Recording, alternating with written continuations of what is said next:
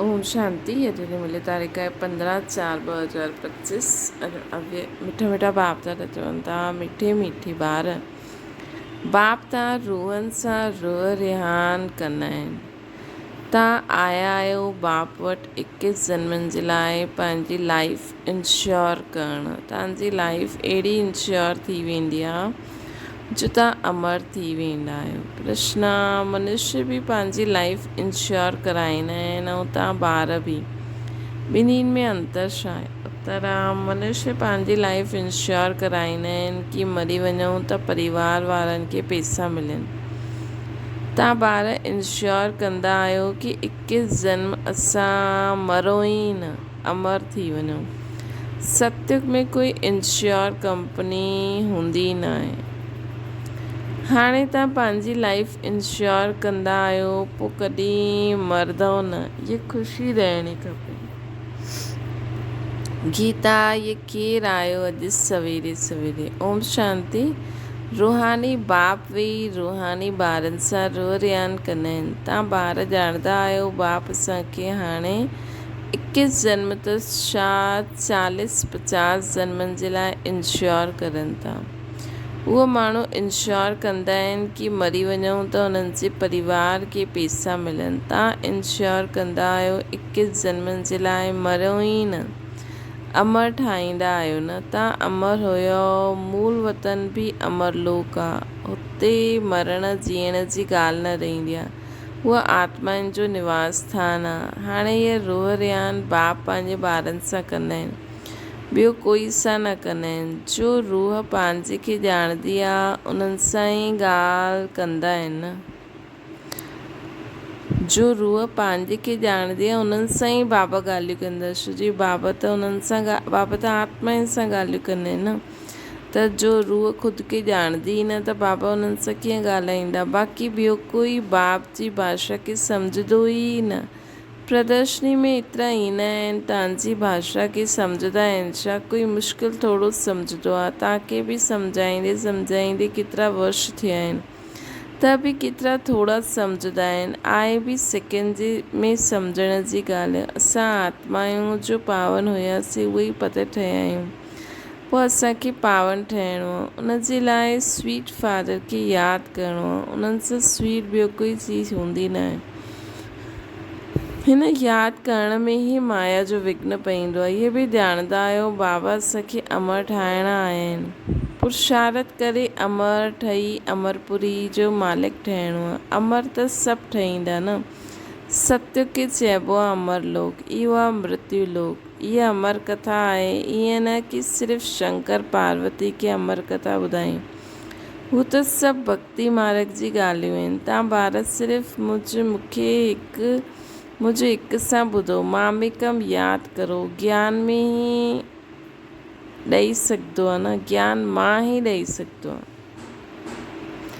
है न। त शंकर हिकु पार्वती खे अमर कथा न ॿुधाई। त शिव परमात्मा असां सभु आत्मायूं पार्वतियूं जो ख़ुदि खे पहचानदियूं आहिनि, हिननि खे अमर कथा सुनाइनि था। वैसे त बाबा सभिनि खे सुनाईंदा आहिनि, लेकिन ॿुधी करे हली त उहे ई सघंदियूं आहिनि न जो ख़ुदि खे पहचाननि। तव्हां सिर्फ़ु मुंहिंजो हिकु सां ई ॿुधो, मामिकम यादि करो। ज्ञान मां ई ॾेई सघंदो आहे। ड्रामा प्लान अनुसार सॼी दुनिया तमो प्रधान आहे। अमरपुरी में राज्य करिणो आहे, उन्हनि खे ई अमर पद चइबो आहे। हुते इंश्योरेंस कंपनी आदि हूंदी न आहे। हाणे तव्हांजी लाइफ इंश्योर करनि था, तव्हां कॾहिं मरंदव न। ये बुद्धि में ख़ुशी रहणी खपे। असां अमरपुरी जा मालिक ठहींदा आहियूं त अमरपुरी खे यादि करिणो आहे। वाया मूल वतन ई वञिणो आहे न। इहे बि मनमना भव थी वेंदो। मनमना मूल वतन आहे ई मनमना भव। अमरपुरी आहे मध्याजी भव। हर ॻाल्हि में 2 अक्षर ई ईंदा आहिनि। तव्हांखे केतिरो प्रकार सां अर्थ सम्झाईंदा आहिनि त बुद्धि में वेही। सभिनि खां जास्ती महिनत आहे ई हिन में पंहिंजे खे आत्मा निश्चय करिणो आहे।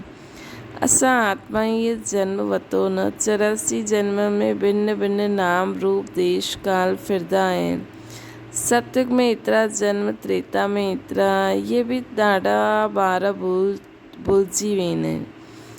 मुख्य ॻाल्हि आहे पंहिंजे खे आत्मा सम्झी स्वीट बाप खे यादि करिणो। उॾंदे वेंदे इहा ॿुधी में रहण सां ख़ुशी रहंदी। पोइ बाबा ईंदा।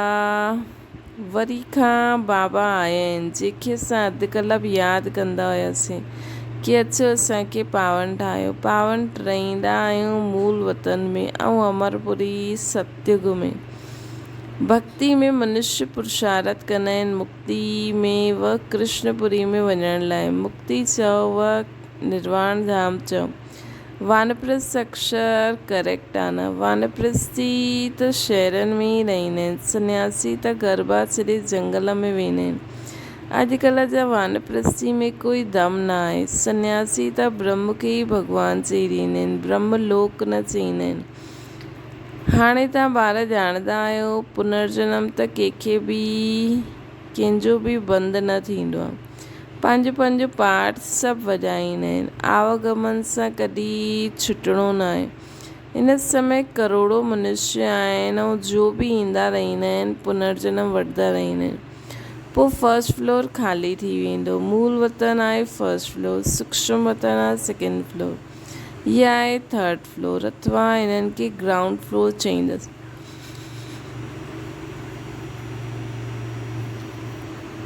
ॿियो कोई फ्लोर हूंदो ई न आहे। उहे सम्झंदा आहिनि स्टार्स में बि दुनिया आहे। ईअं आहे न, फर्स्ट फ्लोर में आत्मा ई रहंदियूं आहिनि, बाक़ी मनुष्य जे लाइ त दुनिया आहे। तव्हां बेहद जा वैरागी ॿार आहियो। तव्हांखे हिन पुराणी दुनिया में रहंदे हुए हिन अखियुनि सां सभु कुझु ॾिसंदे हुए न ॾिसणो आहे। इहे मुख्य पुरुषार्थ आहे। छोजो इहे सभु ख़त्म थी वेंदा। ईअं न कि संसार ठहियो ई न, ठहियो हुयो, परंतु उन्हनि सां वैराग्य थी वेंदो आहे।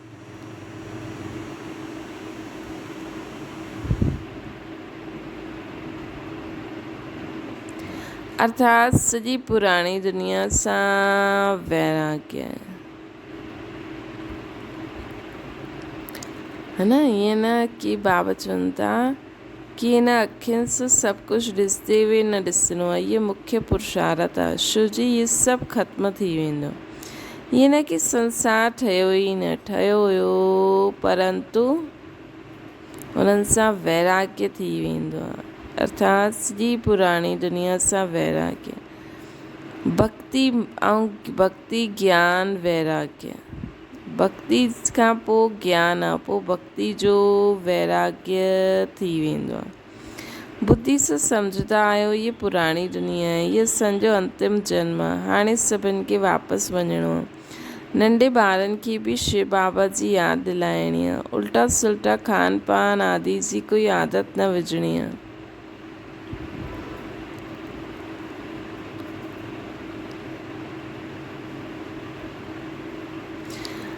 नंढेपन सां जीअं आदत विझो ओड़ी आदत पइजी वेंदी आहे। अॼुकल्ह संग जो दोष ॾाढो गंदो आहे। संग तारे कुसंग बोरे। इहे विश्व सागर वैशालय आहे न। सत त हिकु ई परमपिता परमात्मा आहे। गॉड इज़ वन चइबो आहे न। उहो अची करे सत्य ॻाल्हि ॿुधाईंदो आहे, सम्झाईंदा आहिनि। बाबा चईंदा आहिनि हे रूहानी ॿार, मां तव्हांजो बाप तव्हां सां रूह रियान करां थो। मूंखे तव्हां सॾु कंदा आहियो न, उहो ई ज्ञान जो सागर पतित पावन आहे। नई सृष्टि जो रचयिता आहे न, पुराणी सृष्टि जो विनाश कराईंदा आहिनि। इहे त्रिमूर्ति त प्रसिद्ध आहे न। उच्च उच्च शिव आहे। अच्छा, पोइ सूक्ष्म वतन में आहे ब्रह्मा विष्णु शंकर। उन्हनि जो साक्षात्कार बि थींदो आहे, छोजी पवित्र आहिनि न ब्रह्मा विष्णु शंकर। उन्हनि खे चैतन्य में न अखियुनि सां ॾिसी न सघंदा आहिनि, ॾाढा नौदा भक्ति सां ॾिसी सघंदा आहिनि। सम्झो कोई हनुमान जो भॻत हूंदो त उन्हनि खे साक्षात्कार थींदो। शिव जे भक्तनि खे त कूड़ ॿुधाईंदा आहिनि कि परमात्मा खंड ज्योति स्वरूप आहे। बाबा चईंदा आहिनि मां त एतिरी नंढी सी बिंदी आहियां। उहे चईंदा आहिनि अखंड ज्योति स्वरूप अर्जुन खे ॾेखाई।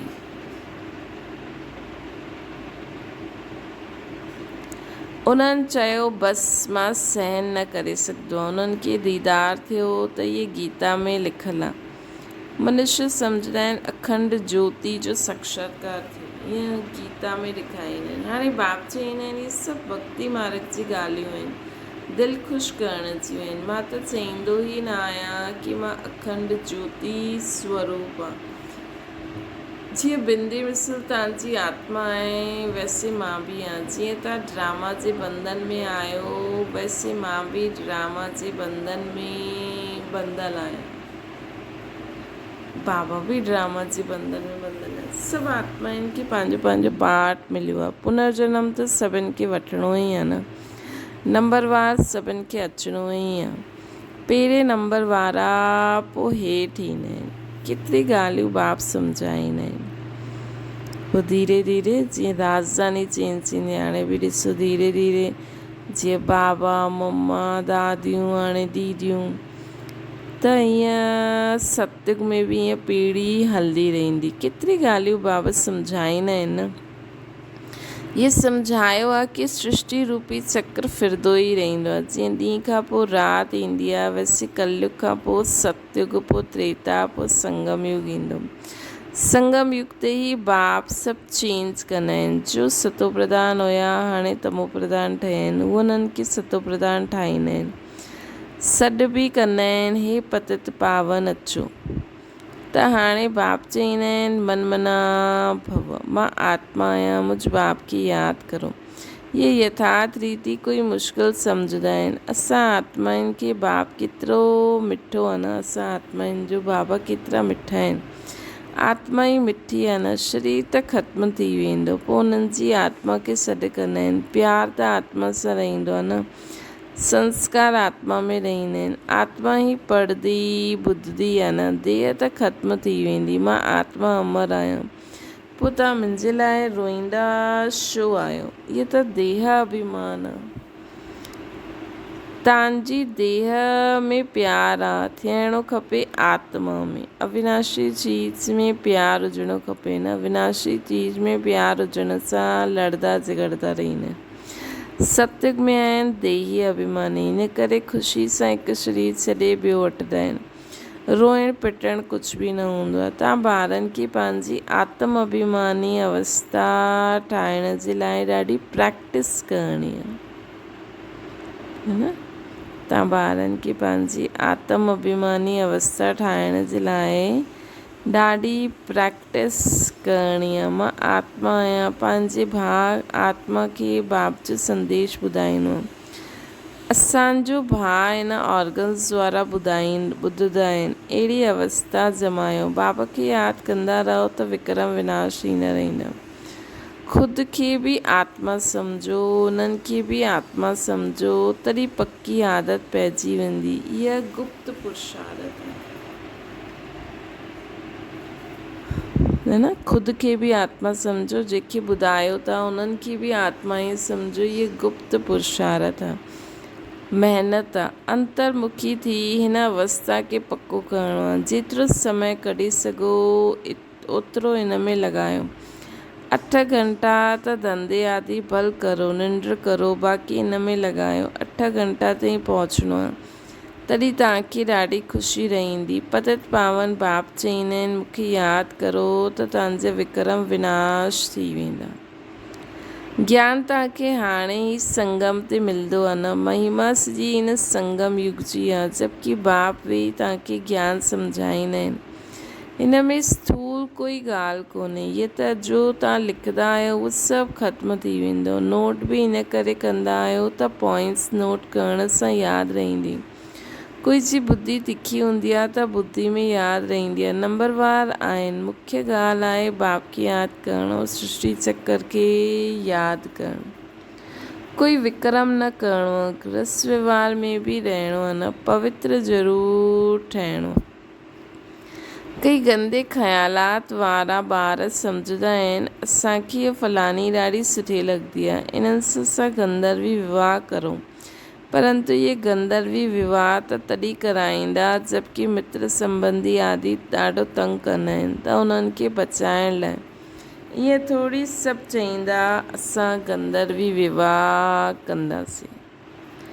उहो कॾहिं रही न सघंदा, पहिरें ॾींहुं ई वञी करे गटर में पईंदा आहिनि। नाम रूप में दिलि लॻी वेंदी आहे न, हीअ त ॾाढी ख़राबु ॻाल्हि आहे, है न। गंधर्वी विवाह करणु कोई मासी जो घर थोरी आहे। हिक ॿिए सां दिलि लॻी त चई ॾींदा आहिनि गंधर्वी विवाह करो। इन में संबंधियुनि खे ॾाढो ख़बरदार रहणो आहे, सम्झाइणो खपे। यस ॿार सम्झाइणो खपे, ये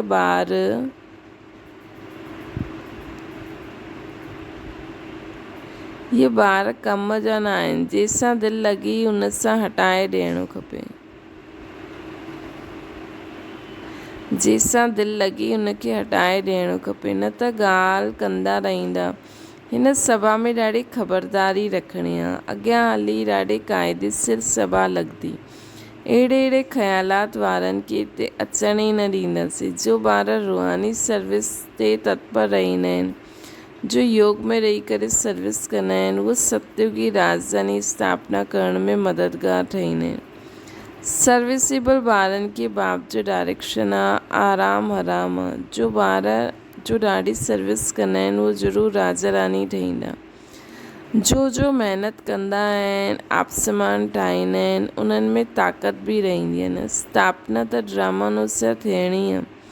सुठी रीति सभु पॉइंट्स धारण करे पोइ सर्विस में लॻी वञिणो आहे। आराम बि हराम आहे, सर्विस ई सर्विस, तॾहिं उच पद पाए सघंदा। बादल आया, रिफ्रेश थी करे विया सर्विस ते। सर्विस त तव्हांजी ॾाढी निकिरंदी। क़िस्म क़िस्म जे लाइ चित्र निकिरंदा आहिनि, जो मनुष्य झटि सम्झी वञनि। इहे चित्र आदि बि इम्प्रूव थींदा रहंदा। इन में जो असांजे ब्राह्मण कुल जा हूंदा उहे सुठी रीति सम्झंदा। सम्झाइण वारा बि सुठा आहिनि त कुझु सम्झंदा। जो सुठी रीति धारण कंदा, बाप खे यादि कंदा, उन्हनि जे चहिरे सां ई मालूम पइजी वेंदो आहे। बाबा असां जो तव्हांखे पूरो वरसो वठंदासीं त उन्हनि जे अंदरि ख़ुशी जा ढोल बजदा रहंदा। सर्विस जो शौक़ु थींदो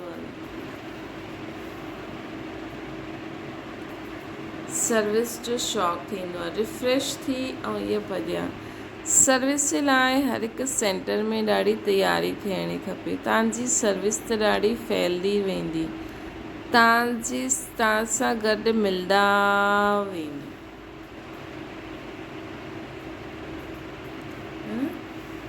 हर हिकु जे सेंटर में ॾाढी तयारी हुजणी खपे। तव्हांजी सर्विस त ॾाढी फैलदी वेंदी, तव्हां सां गॾु मिलंदा वेंदा। आख़िरी हिकु ॾींहुं सन्यासी बि ईंदा। हाणे त उन्हनि जी राज़ी आहे न, उन्हनि जे पेर पईंदा आहिनि, पूजदा आहिनि। बाबा चईंदा आहिनि इहे सभु भूत पूजा आहे। मुंहिंजा त पेर ई न आहिनि, इन करे पूजण बि न आहे। मां त इहे तन लोन वरितो आहे न, इन करे इन्हनि खे भाग्यशाली रथ चइबो आहे। हिन समय तव्हां ॿार ॾाढा सौभाग्यशाली आहियो, छो जी तव्हां हिते ईश्वरीय संतान आहियो। गायन बि आहे न, आत्मायूं परमात्मा अलॻि रहे बहुकाल। त जो बहुत काल सां अलॻि रहिया उहे ईंदा आहिनि, उन्हनि खे अची करे पढ़ाईंदो आहे। श्री कृष्ण जो इहो अंतिम जन्म आहे, इन करे नाम ई हिन हिक जो श्याम सुंदर पियो आहे। शिव जो त कंहिंखे बि पतो ई न आहे कि शिव छा चीज़ आहे। ॾिसो, श्री कृष्ण जे कारण एॾा माण्हू मुंहिंजी आहिनि कि असली असांजी आत्मा जो पिता परमात्मा शिव बाबा खे कोई ॼाणंदो ई न आहे यथार्थ रीति।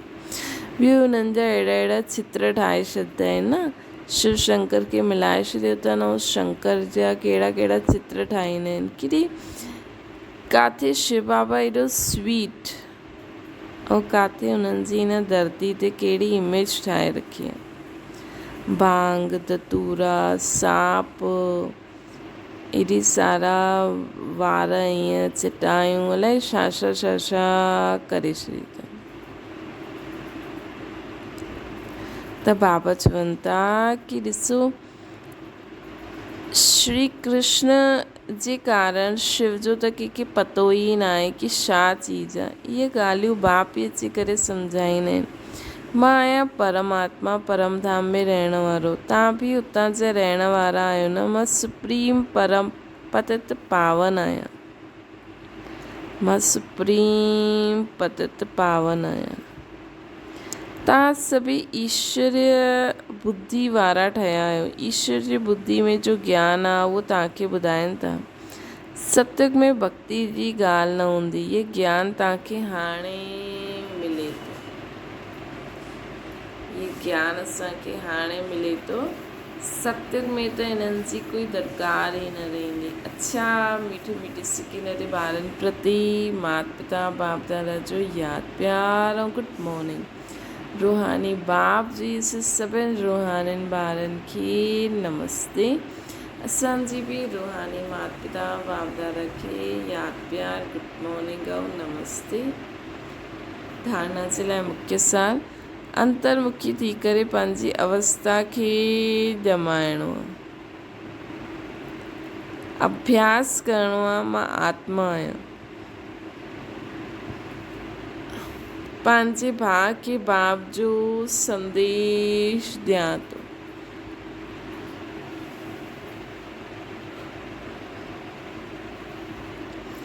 अहिड़ो आत्म अभिमानी ठहिण जी गुप्त महिनत करणी आहे।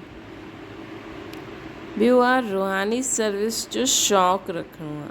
आप समान ठाहिण जी महिनत करणी आहे। रूहानी सर्विस जो शौक़ु रखो। आप समान ठाहिण जी महिनत करो। संग जो दोष ॾाढो गंदो आहे। उन सां पंहिंजी संभाल करणी आहे। उल्टो खान पान जी आदत न विझणी आहे।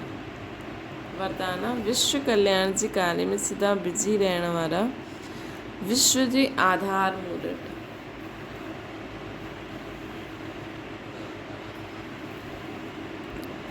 विश्व कल्याणकारी ॿार स्वप्न में बि फ्री न रही सघंदा आहिनि। जो ॾींहुं राति सेवा में बिज़ी रहंदा आहिनि उन्हनि जे सपन में बि कई नई नई ॻाल्हियूं सेवा जा प्लान्स व तरीक़ा ॾेखारे में ॾींदा आहिनि। हू सेवा में बिज़ी रहण जे कारण पंहिंजे पुरुषार्थ जे व्यर्थ सां ॿियनि जे व्यर्थ सां बचियल रहंदा आहिनि।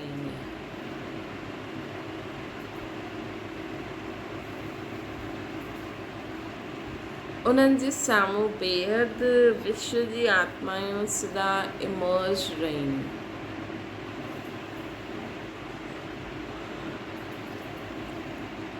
उन्हनि जे साम्हूं बेहद विश्व जी आत्मायूं सदा इमर्ज रहियूं। उन्हनि खे जरा बि अलबेलोपन अची न सघंदो आहे। अहिड़ा सेवादारी ॿारनि खे आधार मूर्त ठहिण जो वरदान प्राप्त आहे। अहिड़े सेवादारी ॿारनि खे आधार मूर्त श्री अहिड़ा ॿार जो विश्व जी आत्माउनि खे सदा साम्हूं रखंदा आहिनि। बाबा खे यादि कंदा आहिनि। कॾहिं बि अलबेलो न थींदा आहिनि त ऑटोमेटिकली उन्हनि जा वाइब्रेशन पूरे विश्व में फैलंदा आहिनि। उहो आधार मूर्त ठही वेंदा आहिनि। स्लोगन आहे संगम युग जो हिकु हिकु सेकेंड वर्षन जे समान आहे। इन करे अलबेलेपन में समय न गवायो। संगम युग जो हिकु हिकु सेकेंड वर्षन जे समान आहे। इन करे अलबेलेपन में समय न गवायो। कोई बि ॻाल्हि तव्हांखे ठीकु न लॻे उनखे किनारो करे जीवन में अॻियां वधंदा वञो। है न श्री बाबा त वापसि न मिलंदा उन माण्हू सां जे कारण असां बाबा खे भुलिजी वञूं। बाबा सां असांजो डिस्कनेक्शन थी वञे। ईअं न करिणो आहे कॾहिं बि। न त छा थींदो असांखे अलबेलोपन अची वेंदो। समय गवाई वठंदासीं। अव्यक्त इशारो कंबाइंड रूप जी स्मृति सां सदा विजयी ठहूं। जंहिंसां गॾु स्वयं सर्वशक्तिवान बाप कंबाइंड आहे। सर्वशक्तियूं स्वतः उन सां गॾु आहिनि। जंहिंसां गॾु सर्वशक्तिवान बाप कंबाइंड आहे सर्व शक्तियूं स्वतः उन सां गॾु हूंदियूं आहिनि। जिते सर्व शक्तियूं आहिनि उते सफलता न हुजे, इहे असंभव आहे।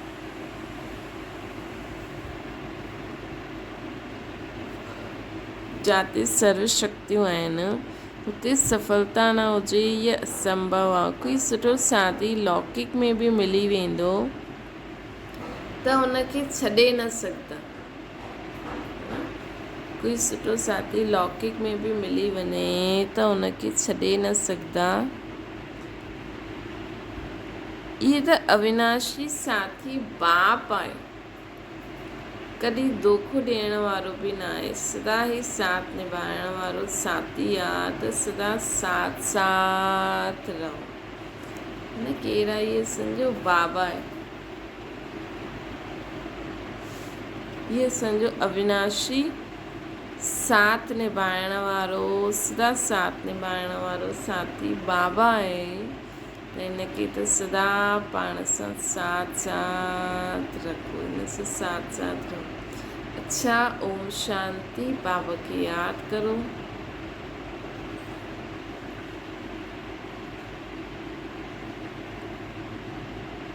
अॼु बाबा असांखे चयईं कि मां तव्हांजी 21 त छा 40-50 जन्मनि जे लाइ तव्हांजी लाइफ खे इंश्योर करणो आहे। हिन जे लाइ असांखे बाबा खे ॾाढो सुठी रीति यादि करिणो आहे। सभु कुझु बाप जे हवाले करे ट्रस्टी थी करे सभु कार्य करिणो आहे, है न। ॿियो बाबा जंहिंसांखे चयईं सदा बेहद जा वैरागी ठहो। पुराणी दुनिया में रहंदे हुए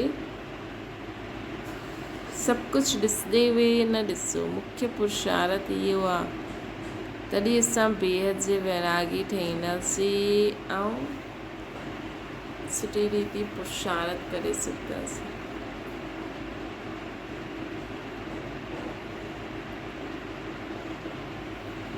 ॿियो बाबा असांखे चयईं कि पंहिंजे संग जी ॾाढी संभाल करणी आहे।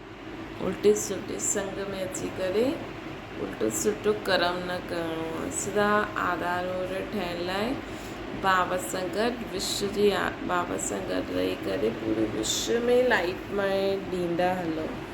अलबेलेपन में समय न गवायो। अच्छा, ओम शांति।